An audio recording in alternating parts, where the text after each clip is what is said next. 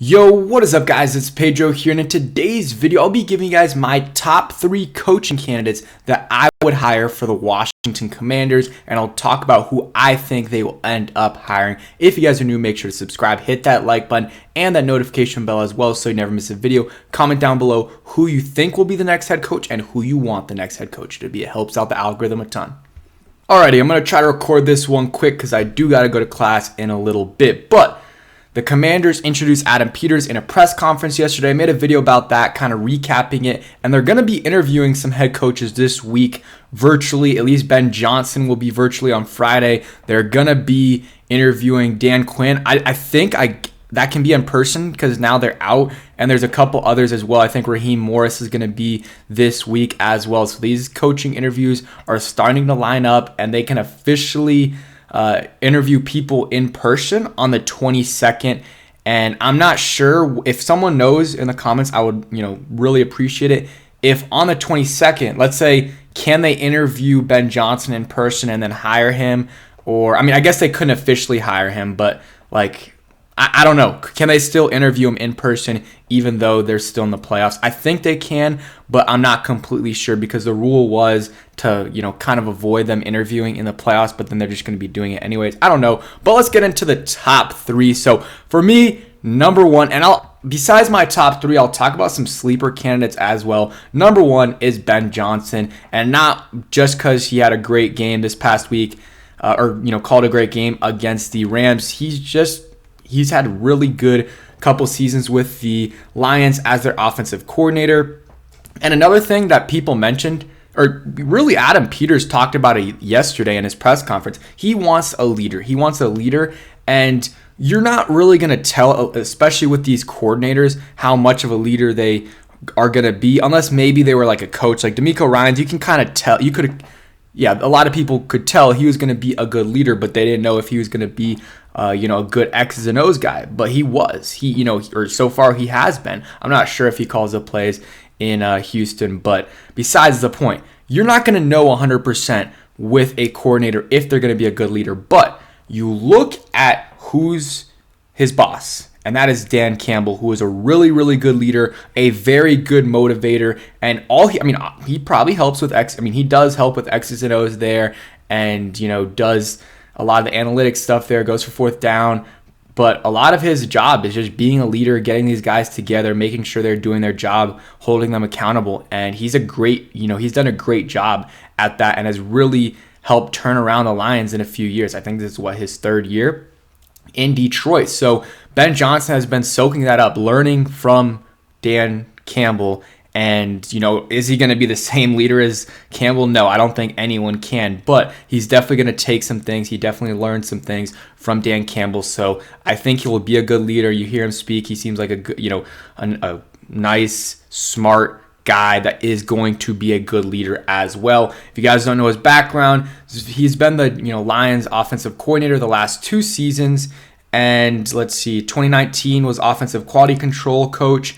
And that's a huge thing right there. He was there before Dan Campbell, but Dan Campbell and Brad Holmes decided to keep him on that because they saw something in him. They saw something in him. He's been the offensive coordinator the last couple years. Their offense has been amazing, absolutely amazing. And let's not act like they have. I guess now they do. They have a bunch of studs, but last year they didn't have a bunch of studs, and he's turned some of these players into studs. And for Frank Ragnar, Penny Sewell, St. Brown, Jared Goff has been playing at a Pro Bowl level. And I guess some of these guys they were going to be studs anyways, Penny Sewell and guys like Jahmyr Gibbs. But some coaches, Ron Rivera, and I don't want to kick a man while he's down, but still, they weren't able to develop players that they drafted. It's still very early, but some of these guys like Jahan Dotson had a down 2nd year. Emmanuel Forbes so far hasn't had a good career so far. It's only been 1 year, but you've seen other rookies ball out because they've got good coaches. So part of it is the player, but a lot of it is coaching too. And he's turned some of these guys into studs like St. Brown, Penny Sewell, Sam Laporta, Gibbs, Montgomery. He was good before, but still, he's done a really good job. Goff has looked really good as well.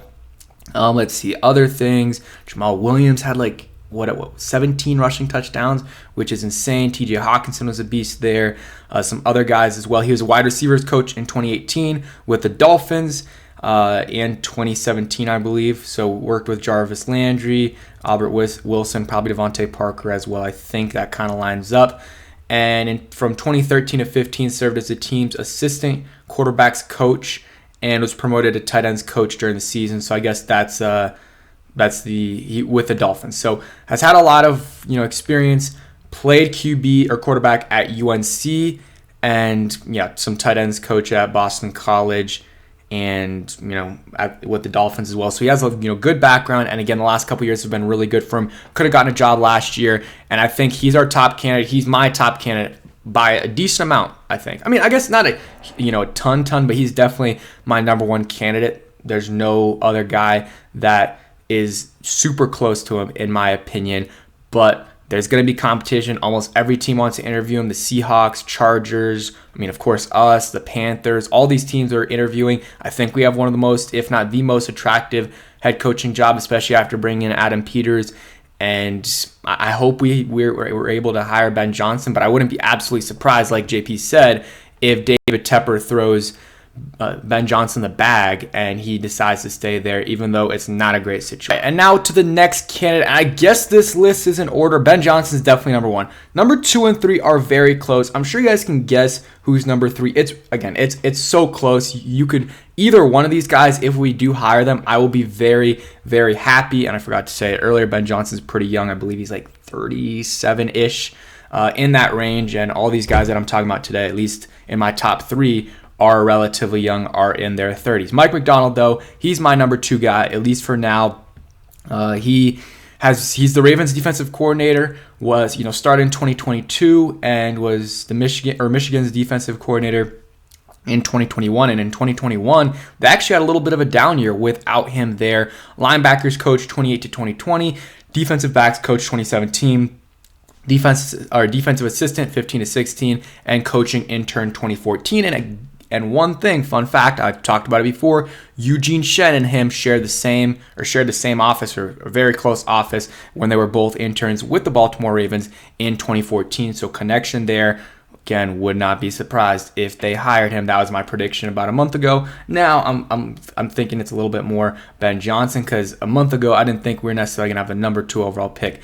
And you guys can see some stats with the Ravens there. They've been an absolute great defense with him there, and he's helped develop a lot of good guys. He also is very young, pretty young, in his 30s, and it's analytically driven. But again, he's not going to go crazy into analytics like Brandon Staley. At least I don't think so. Seems like a good leader as well. And I do like that, again, he's had a decent amount of experience with calling plays, 2022, 2023. So that's 2 full years. Also 2021 as well. That's enough in my opinion. Ben Johnson's got 2 years plus some other experience.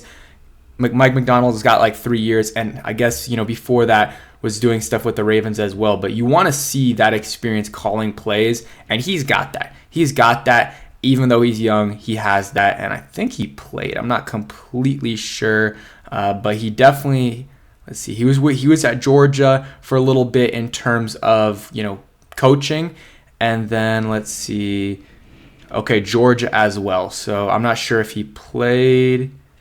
And I'm not completely sure if he played, but wouldn't be surprised at all. And he's one of the hottest names on the coaching market. A lot of Ravens fans really don't want him gone, and I would be ecstatic if he was our next head coach. Any of these guys I would be happy with. That's kind of it on Mike McDonald. He's been getting interviews from a lot of different people. I would be surprised if he doesn't get a job this coaching cycle. Like, the only way he doesn't is, I guess because there's so many good guys on the market. Like Mike Vrabel's on the market. Bill Belichick is on the market. Jim Harbaugh's on the market. Guys that haven't been on the market before, and honestly, not a lot of times are. So, those guys have been on the market, or are on the market, and maybe Mike McDonald won't get hired this period, but I think any other year he's hired. But there also are a lot of head coaching openings as well. The Eagles might fire Nick Sirianni. I think the Cowboys will fire and should fire Mike McCarthy. I hope they don't.